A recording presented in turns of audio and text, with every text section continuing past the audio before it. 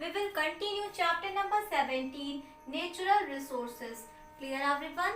Students, हम लोगों ने अपनी previous class में rocks and soil, water इन दोनों topics के बारे में पढ़ लिया था and today we will read about plants and air. Clear everyone? So now open your book and see page number 130. Plants produce oxygen as a byproduct of the process of photosynthesis. बच्चों photosynthesis का means होता है प्रकाश संश्लेषण. बच्चों plants air, water, minerals और sunlight की उपस्थिति में फोटोसिंथेसिस यानी कि प्रकाश संश्लेषण की क्रिया करते हैं और उस दौरान वो ऑक्सीजन गैस प्रोड्यूस करते हैं. क्लियर? और बच्चों ऑक्सीजन गैस जो लिविंग थिंग्स यानी कि सजीवों के लिए बहुत ही नेसेसरी होता है. लिविंग थिंग्स ऑक्सीजन गैस में ही सांस लेते हैं. Clear? Next, we depend on plants for oxygen and for food. बच्चों हम सभी भोजन और ऑक्सीजन के लिए पौधों पर निर्भर हैं. We eat different parts of plants such as fruits, flower, stems, leaves and roots. बच्चों हम पौधे के विभिन्न भागों को खाते हैं जैसे कि फ्लावर में जैसे कि बच्चों काउली फ्लावर. क्लियर? और लीफ में जैसे कि स्पिनच, स्टेम में जस्ट लाइक पोटैटो. ओके, तो बच्चों हम पौधों के विभिन्न भागों को खाते हैं जैसे कि fruits, stem, roots etcetera. Clear? Next, wood from trees is used to make wooden furniture like cupboard and wooden flooring in our home. बच्चों ट्रीज यानी कि पेड़ों से हमें क्या प्राप्त होता है? हमें लकड़ियां प्राप्त होती हैं और उन लकड़ियों से क्या बनाया जाता है? फर्नीचर. लकड़ियों के फर्नीचर बनाए जाते हैं जैसे कि बच्चों टेबल, चेयर, कबर्ड, ये सारी चीजें बनाई जाती हैं. Clear? Next is we also obtain oils, rubber and medicines from plants. बच्चों हम प्लांट से मेडिसिन्स, रबर, ऑयल ये सभी वस्तुएं भी प्राप्त करते हैं. Clear? Our next topic is air. Air it means वायु. Air is all around us. बच्चों हमारे चारों तरफ एयर उपस्थित है. However, we cannot see it. हालांकि हम इन्हें देख नहीं सकते. ओके बच्चों हमारे आसपास सभी जगह क्या उपस्थित है? एयर उपस्थित है, लेकिन हम इन्हें देख नहीं सकते. हम इन्हें सिर्फ फील कर सकते हैं. Okay next, we can only feel air. Air is made up of different gases, mainly nitrogen, oxygen and carbon dioxide along with water vapour.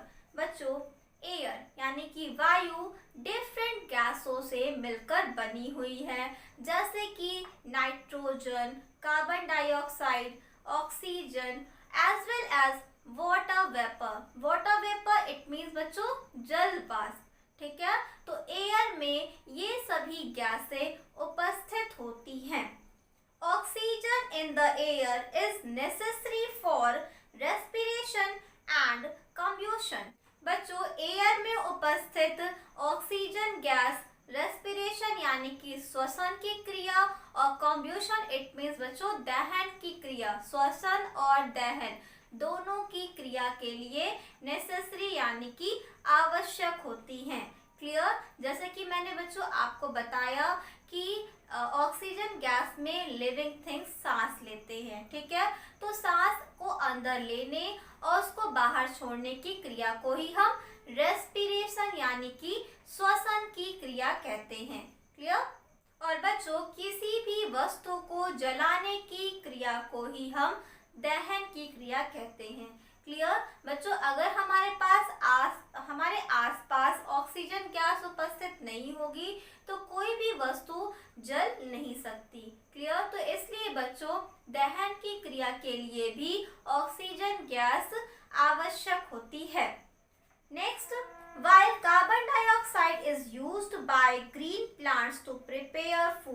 और बच्चों फोटोसिंथेसिस की क्रिया में कार्बन डाइऑक्साइड गैस प्लांट के लिए आवश्यक होते हैं। ठीक है, प्लांट इस गैस का प्रयोग अपना भोजन बनाने की क्रिया के लिए कहते हैं और प्लांट के भोजन बनाने की क्रिया को ही हम फोटोसिंथेसिस की क्रिया कहते हैं। इस क्रिया के लिए प्लांट को ऑक्सीजन, वाटर, एयर, मिनरल्स और सनलाइट की आवश्यकता होती है। ये इन सभी की उपस्थिति में ही अपना भोजन बनाते हैं। Clear everyone? Students, that's all for today. Now it's time to do the class work. Okay, your class work is choose and take the correct option. Clear? बच्चों, इसमें मैंने आपको 3 ऑप्शंस दिए हैं जिनमें से एक ऑप्शन करेक्ट है।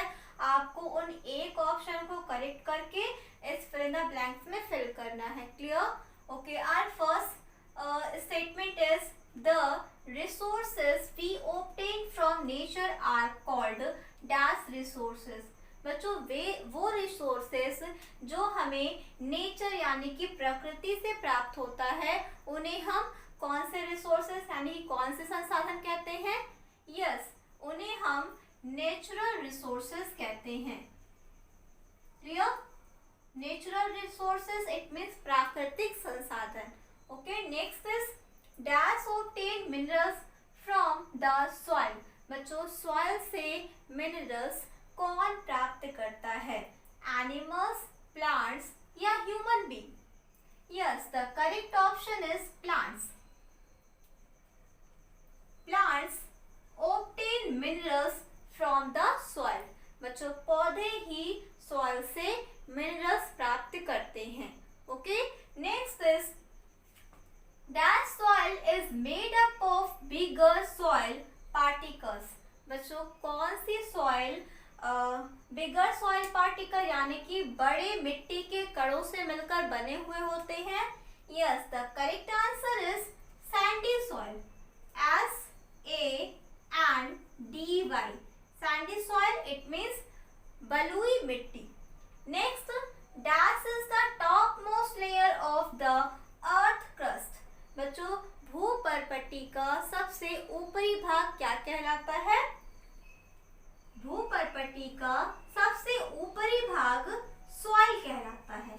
SOIL। Clear everyone? Students, this is your class work. You have to do this work in your class work copy. बच्चों, आपको ये वर्क अपनी क्लास वर्क कॉपी में करना है। Okay, Students, your fifth question is dash is used by green plants to prepare food. बच्चों, ऐसी कौन सी गैस है जो प्लांट्स के द्वारा भोजन बनाने के लिए यूज की जाती है? ऑक्सीजन, कार्बन डाइऑक्साइड या both? Yes, the correct answer is carbon dioxide. मैंने बच्चों अभी आपको बताया कि plant carbon dioxide, water, air, minerals, soil और सनलाइट की उपस्थिति में ही अपना भोजन बनाते हैं और इस क्रिया को ही हम क्या कहते हैं? फोटोसिंथेसिस की क्रिया कहते हैं। क्लियर? हम इस कार्बन डाइऑक्साइड को इस बॉक्स में टिक पिक करेंगे। इसके बाद हम यहाँ पर ये स्पेलिंग राइट करेंगे, carbon dioxide. Clear everyone? Students, that's all for today. Now it's time to do the homework. Now open your book and see page number 132. Students, your homework is second exercise. Fill in the blanks with the correct words from the brackets. बच्चों, यहाँ पर bracket में 3 words right हुए हैं। आपको इन 3 words में से choose करना है और बताना है कि कौन सा वर्ड इस फिल इन द ब्लैंक्स में फिल होगा। क्लियर? सपोज फर्स्ट स्टेटमेंट है आपका डैश इज नेचुरल रिसोर्सेज, तो इसमें से बताना है आपको कि नेचुरल रिसोर्स क्या है। Plastic is natural resource, metal is natural resource और बिल्डिंग इज नेचुरल रिसोर्स। ठीक है, आपको इन तीनों ऑप्शन में से एक ऑप्शन चूज करके इस फिल इन द ब्लैंक्स में फिल करना है और इस वर्क की इमेज क्लिक करके अपने ग्रुप में सेंड करना करना है। This is your homework. Clear बच्चों, ये आपका होमवर्क है और ये आपको अपनी बुक में ही फिल करना है। आपको एक्सरसाइज नंबर 1 नहीं करना है, आपको सिर्फ एक्सरसाइज नंबर 2 ही आपको फिल करना है। Clear? That's all for today. Thank you.